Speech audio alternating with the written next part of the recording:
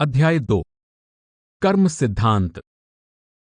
हम उस मालिक से बिछुड़कर इस माया के जाल में उलझे हुए हैं। यहां आकर हमारी आत्मा ने मन का साथ ले लिया है। हमारा मन इंद्रियों के भोगों, विषय विकारों, शराबों कबाबों, दुनिया के धंधों का आशिक है। हम जो जो कर्म मन के अधीन होकर करते हैं, उसका नतीजा आत्मा को भी भुगतना पड़ता है, क्योंकि आत्मा और मन की गांठ बंधी हुई है। इसीलिए ऋषि मुनियों ने इस दुनिया को कर्म भूमि कहा है। हजरत मोहम्मद साहब ने इसे आखिरत यानी परलोक की खेती फरमाया है। उनके वचन हैं, अल दुनिया मजरअत उल आखिरत। गोस्वामी तुलसीदास जी रामचरितमानस में कहते हैं, करम प्रधान विश्व करी राखा, जो जस करई सो तस फलु चाखा। गुरु नानक साहब फरमाते हैं, दद्दै दोष ना देऊ किसै, दोष कर्मा अपणेया, जो मैं किया सो मैं पाया, दोष ना दीजै अवर्जना। गुरु अर्जुन देव जी इसको कर्मा संदड़ा खेत कहकर बयान करते हैं। इस दुनिया में आकर हम जो जो कर्म करते हैं, अच्छे हों या बुरे, उन सब का नतीजा भुगतने के लिए देह के बंधनों में आना पड़ता है। इसी प्रकार हजरत ईसा ने फरमाया है, मनुष्य जो कुछ बोएगा वही काटेगा। अगर हम खेत में मिर्च बोते हैं तो मिर्च की ही फसल इकट्ठी करने के लिए जाएंगे। अगर कोई आम का पौधा लगाता है तो वो आम के फल खाने का हकदार हो जाता है। अगर नेक कर्म करते हैं तो सेठ साहूकार बनकर आ जाएंगे। सी क्लास के कैदी होने के बजाय ए क्लास प्राप्त कर लेंगे। झोंपड़ी से बिस्तर उठाकर महल में जा बिछाएंगे। लोहे की जंजीरें उतर जाएंगी और सोने के बंधन चढ़ जाएंगे। ज्यादा से ज्यादा हम स्वर्गों या बैकुंठों तक चले जाएंगे। वे भी भोग योनियां हैं। उसके बाद फिर हमें 84 के जेल खाने में आना पड़ता है। अगर बुरे कर्म करते हैं तो हमारे लिए नरक और 84 हमेशा तैयार रहते हैं। स्वामी जी महाराज समझाते हैं, कर्म जो जो करेगा तू, वही फिर भोग ना भरना। सहजोबाई कहती हैं, पशु पंछी नरसुर असुर, जलचर कीट पतंग, सबही उत्पत्ति कर्म की, सहजो नाना रंग। क्या राजा क्या प्रजा, क्या अमीर क्या गरीब, क्या औरत क्या आदमी, हम सब दुनिया के जीव कर्मों के जाल में फंसे हुए हैं। इन कर्मों के कारण जिस जामे में जाकर जन्म लेना पड़ता है, उसमें बैठकर दुख ही दुख, मुसीबतें ही मुसीबतें सहनी पड़ती हैं। उस मालिक से बिछुड़कर किसी भी योनि में हम कभी सुख और शांति प्राप्त नहीं कर सकते। किसी भी योनि की खोज करके देख लें कि क्या उसमें किसी को सुख मिलता है। हर रोज इंसान की खुराक के लिए हजारों तरह के जानवर ज़िबह किए जाते हैं। किस तरह उनकी गर्दनों पर छुरियां चलाई जाती हैं। क्या हम ऐसे मुर्गी, भेड़ या बकरी के जामे में जाकर सुख प्राप्त कर सकते हैं? हम कभी यह विचार ही नहीं करते कि जिन जानवरों की गर्दनों पर हम जीभ के स्वाद के लिए बेरहमी से छुरियां चला रहे हैं, अगर हमें अपने कर्मों के कारण उन जामों में जाना पड़े और हमारी गर्दन पर छुरियां और कुल्हाड़ियां हों, तो हम क्या महसूस करेंगे? कई बार जिस समय डॉक्टर टीका लगाने के लिए एक पतली सी सुई गर्म करता है, तो हमारा शरीर डर से कांपना शुरू कर देता है। हालांकि वो टीका हमारे फायदे के लिए ही होता है। ऊंट के जामे की हालत देखें, किस तरह उस पर बोझ लदा हुआ है और किस तरह आगे नकेल से खींचा जा रहा है। तांगे के घोड़े की हालत हम देखते हैं कि उस पर कितनी सवारियां बैठी हैं और किस तरह उस पर धड़ाधड़ चाबुक पड़ रहे हैं। बैल के जामे के बारे में सोचें, उसे सारा दिन किसान हल में जोतते हैं। अगर वो थक कर गिर भी जाता है तो भी वे लोहे की आर मार मार कर उसे उठाकर फिर उसी तरह हल में चलाए जाते हैं। मतलब यही है कि किसी भी जामे को लेकर देख लें, हर जामे में दुख ही दुख, मुसीबतें ही मुसीबतें दिखाई देती हैं। निचले जामों की हालत तो अलग है। मनुष्य के जामे के बारे में अच्छी तरह विचार करके देख लें कितने दुख और कितनी मुसीबतें हर रोज उठानी पड़ती हैं। हालांकि इस जामे को सृष्टि का सरताज यानी टॉप ऑफ द क्रिएशन कहते हैं। ऋषि मुनि इसे नर नारायणी देह कहकर समझाते हैं। मुसलमान फकीर इसे अशरफुल मखलूकात कहकर याद करते हैं और देवी देवता भी इस जामे को तरसते हैं। लेकिन फिर भी इस जामे में बैठकर कोई भी सुख और शांति प्राप्त नहीं कर सकता। कोई बीमारी के हाथों दुखी हो जाता है, कोई बेरोजगारी से तंग आ जाता है, किसी के संतान पैदा नहीं होती, वो दिन रात तड़पता है, तो कईयों को बाल बच्चों ने दुखी कर रखा है। किसी को कर्जा चुकाना है, वो चिंता और फिक्र में सारी रात सो नहीं सकता। किसी को कर्जा वसूल करना है, वो सारा दिन कचहरी में परेशान हो रहा है।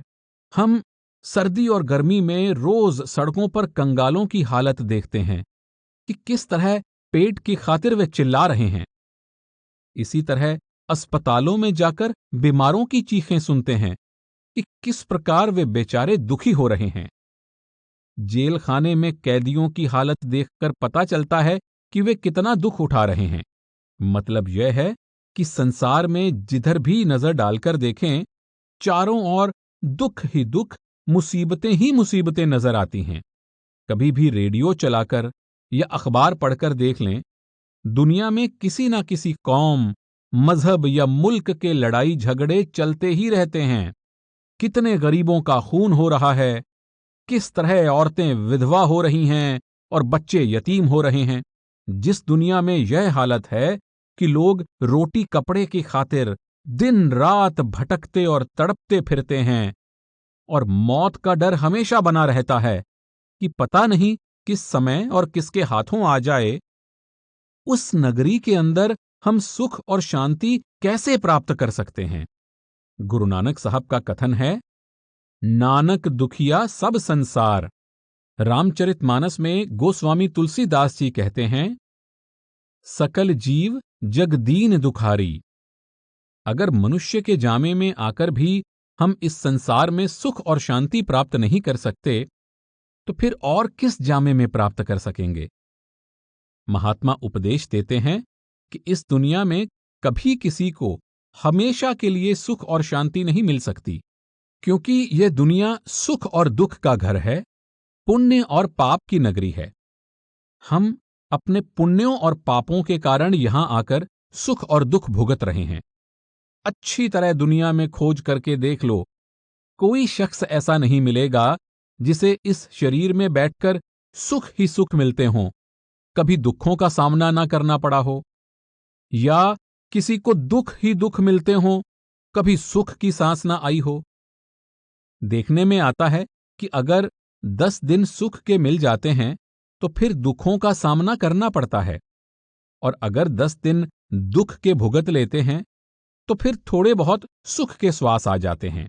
जितने भी दुख हमें भुगतने पड़ते हैं, ये हमारे पिछले जन्मों में किए हुए पापों का नतीजा है, और जो भी सुख की सांसें आ रही हैं, वे हमारे पिछले जन्मों के पुण्यों के कारण हैं।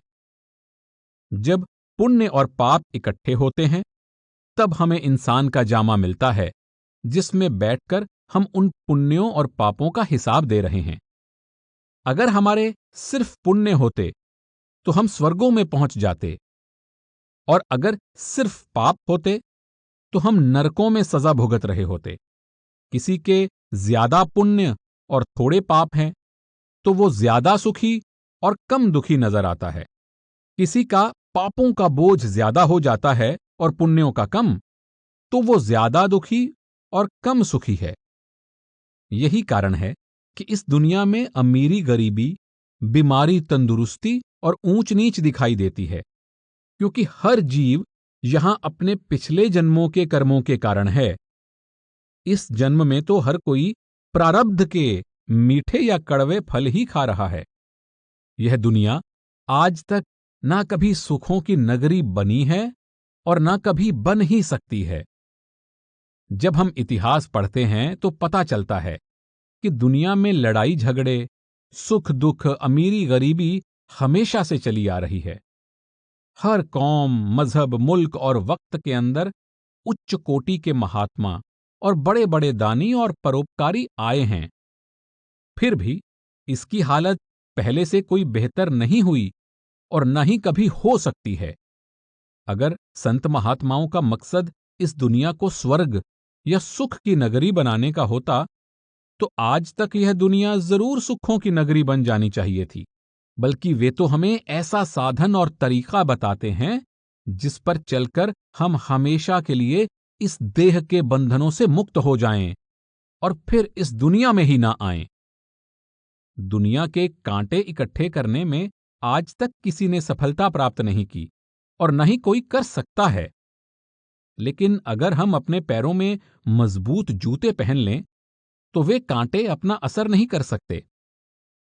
दुनिया की समस्याएं न आज तक किसी ने हल की हैं, न कोई हमेशा के लिए हल कर ही सकता है। लेकिन महात्माओं के उपदेश पर चलकर हम अपने ख्याल को इतना ऊंचा ले जा सकते हैं कि दुनिया के सुख दुख की समस्याएं हम पर असर ही नहीं कर सकती।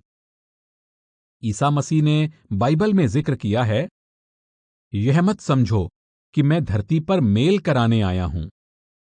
मेल कराने के लिए नहीं, बल्कि तलवार चलाने आया हूं। क्योंकि मैं तो आया हूं कि बेटे को उसके पिता से और बेटी को उसकी मां से और बहू को उसकी सास से अलग कर दूं।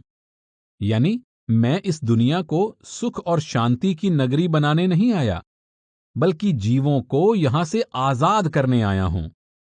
मां बाप, बेटे बेटियों वगैरह के आपस के मोह के बंधनों को काटने आया हूं। एक दूसरे के लगाव, मोह या प्यार की जंजीरों को तोड़कर उनको आजाद करने आया हूं। निस्संदेह संसार में परोपकारियों और समाज सुधारकों की कोई कमी नहीं है।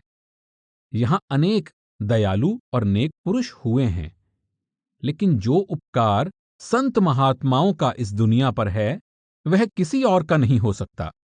मिसाल के तौर पर एक जेल खाने में बहुत से कैदी हैं। एक परोपकारी देखता है कि गर्मी का मौसम है और उन कैदियों को ठंडा पानी पीने को नहीं मिलता। वह उन पर तरस खाकर बर्फ डालकर शरबत वगैरह का प्रबंध कर देता है। उसने उन कैदियों पर बहुत उपकार किया। दूसरा परोपकारी सोचता है कि कैदियों को अच्छा खाना नहीं मिलता। वह दया करके अच्छे अच्छे स्वादिष्ट भोजन, मिठाइयां आदि बनवाकर उनको दे देता है, जिससे कैदी और खुश हो जाते हैं। उसने भी कैदियों पर उपकार किया। तीसरा परोपकारी देखता है कि तेज सर्दी का मौसम है। उन कैदियों के पास सर्दी से बचने के लिए गर्म कपड़े नहीं हैं। उसने काफी रुपए खर्च करके उनको सर्दी से बचाने के लिए गर्म कपड़े बनवा दिए। इस परोपकारी ने शायद पहले परोपकारियों से अधिक उपकार किया। इन सभी परोपकारियों ने कैदियों पर तरस खाकर उपकार किया, जिससे कैदियों की हालत पहले से ज्यादा अच्छी हो गई। वे सी क्लास से ए क्लास के कैदी तो बन गए और उनको जेल खाने में ज्यादा सुख और आराम भी प्राप्त हो गया। लेकिन इन सब परोपकारियों के होते हुए भी कैदी तो जेल खाने में ही रहे। चौथे परोपकारी ने, जिसके पास जेल खाने की चाबी थी, कैदियों पर तरस खाकर जेल खाने का दरवाजा ही खोल दिया और उन्हें हमेशा के लिए आजाद कर दिया। अगर इनमें सबसे ऊंचा परोपकार है, तो उस जेल खाने की चाबी वाले का है।